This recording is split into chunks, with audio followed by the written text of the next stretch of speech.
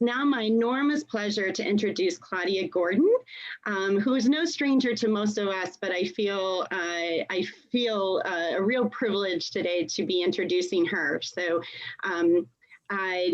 Claudia, as most of us know, is a true champion in the disability rights movement and has been a wonderful friend of TASH. She's dedicated her entire career and life really to creating a world that allows people with disabilities to be seen, heard, valued, and included. Claudia is the first deaf Black woman attorney.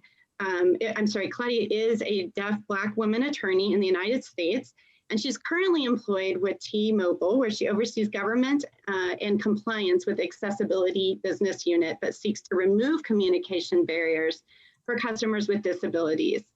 During the Obama administration, Claudia served as the chief of staff for the U.S. Department of Labor's Office of Federal Contract Compliance Programs and the Associate Director of Public Engagement for the White House Office of Public Engagement. Claudia has held a number of senior leadership positions at agencies such as the National Council on Disability, the National Association of the Deaf Law and Advocacy Center, and the U.S. Department of Homeland Security. She's a graduate of Howard University and American Law University's Washington College of Law. Please join me in welcoming Claudia, and thank you so much, Claudia, for being here today and kicking us off.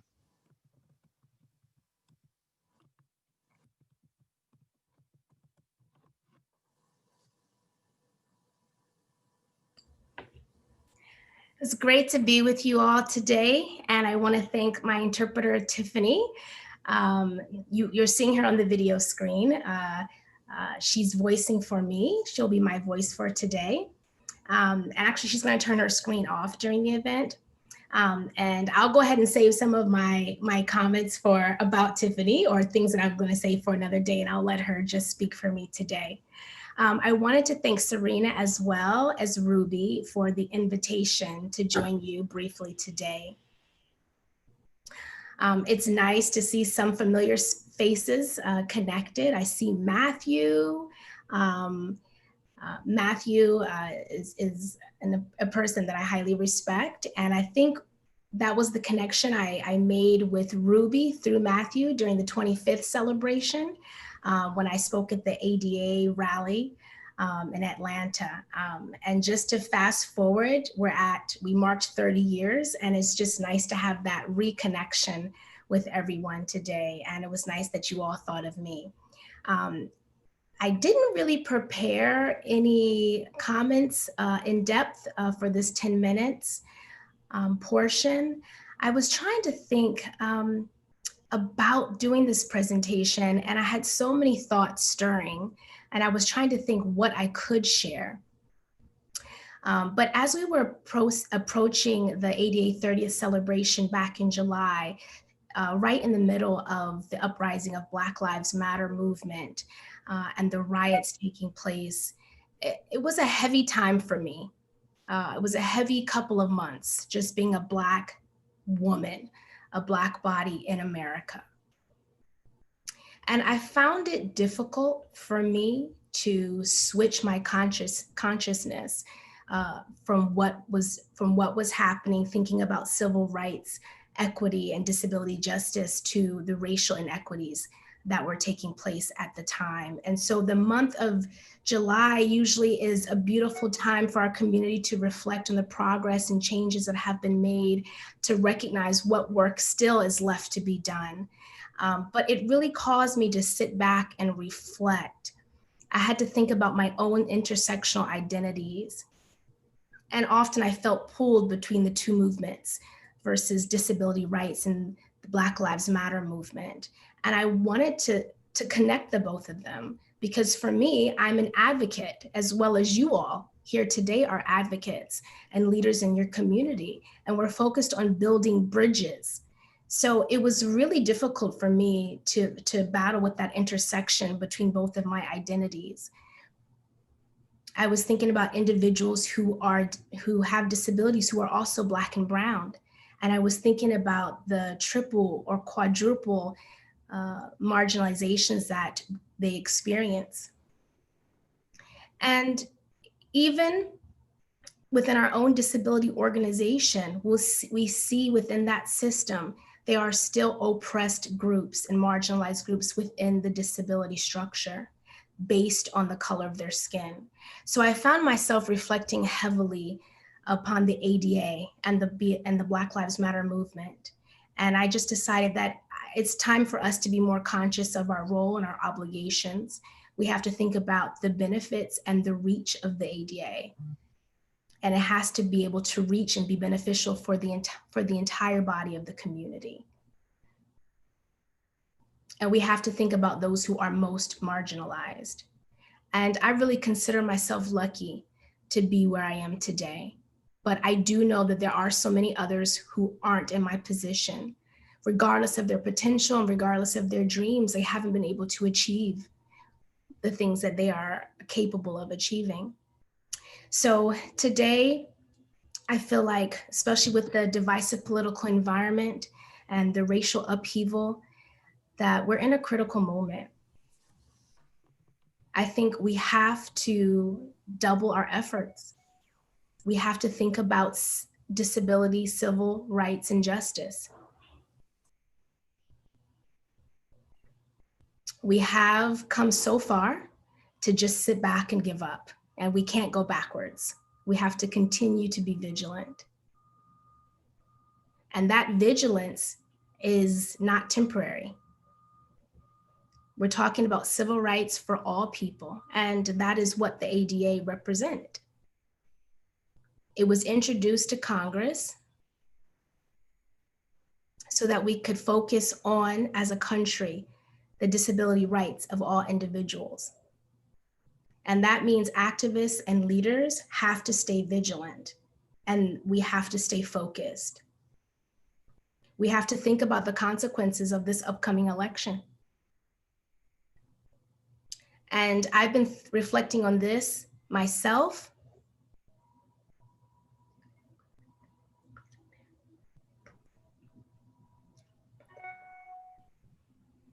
I'm sorry, the screen froze for me, for my interpreter, so I'm switching to another mode. We can't treat this issue as a Democratic or Republican issue. This is a bipartisan issue. We can't say that this party focuses on disability and this party focuses on justice rights for other groups. We have to make sure that we are making the application of what it means to provide equality for all groups.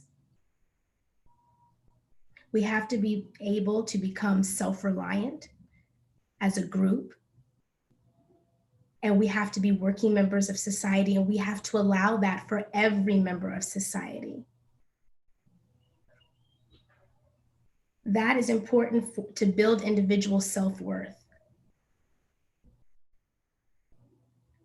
You know, what parents dream of for their children is for them to have an equitable and fair shake in society.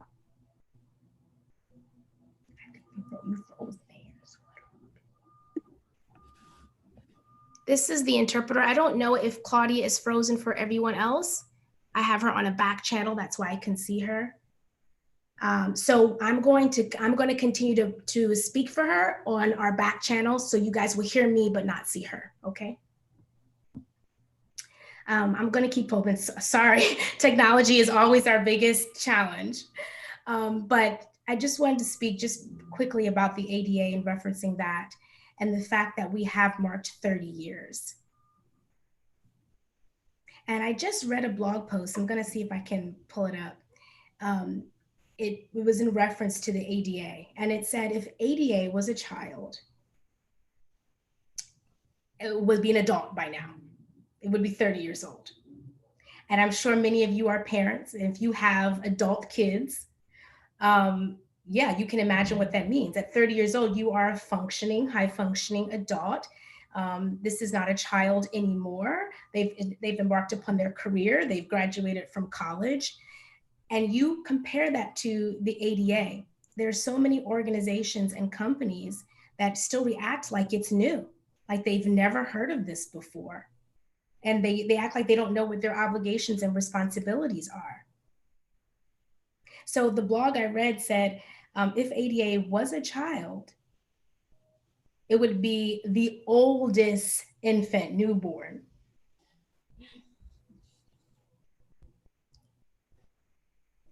That's something that resonated with me.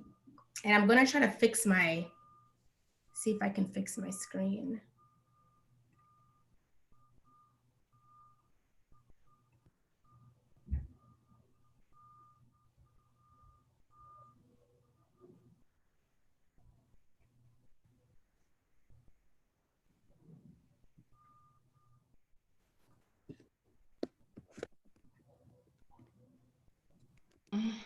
Okay, coming back. Yeah. Okay, now you can see me? Yeah.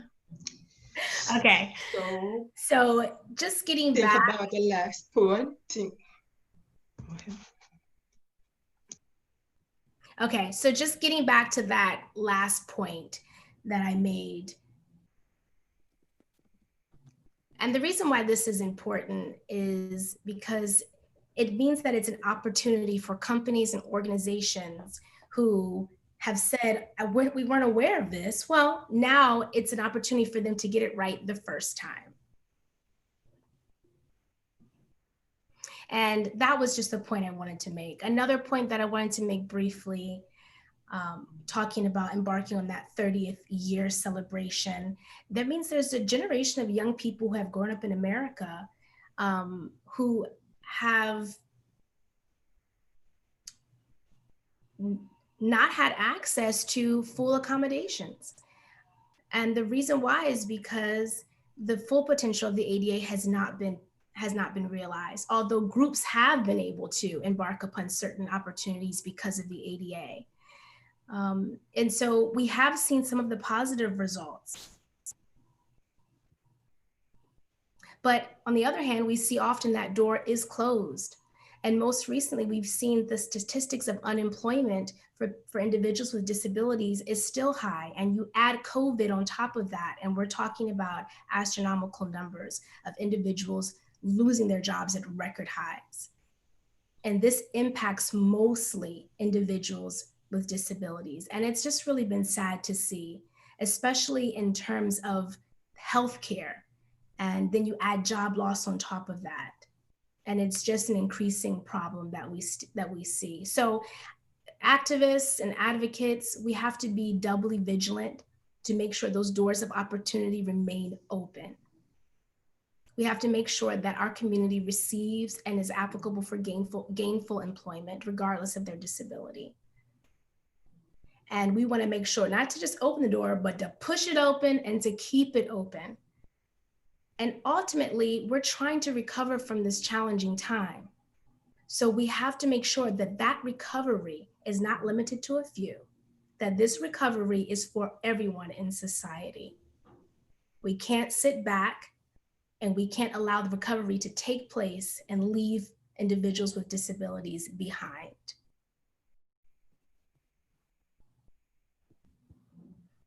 With that being said, I just want to issue the reminder that it's tough, but we have to continue to be advocates and leaders in this space.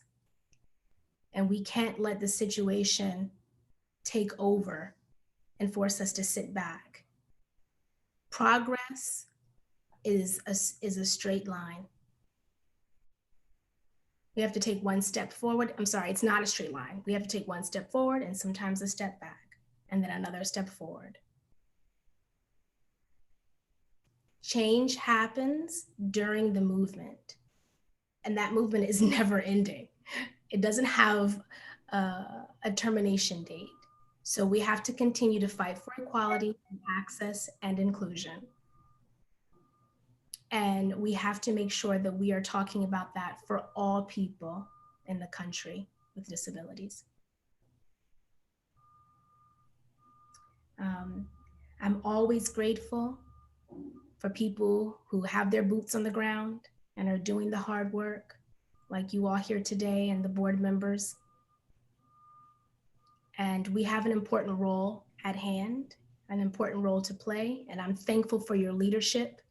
And I'm happy to be able to participate in groups like this.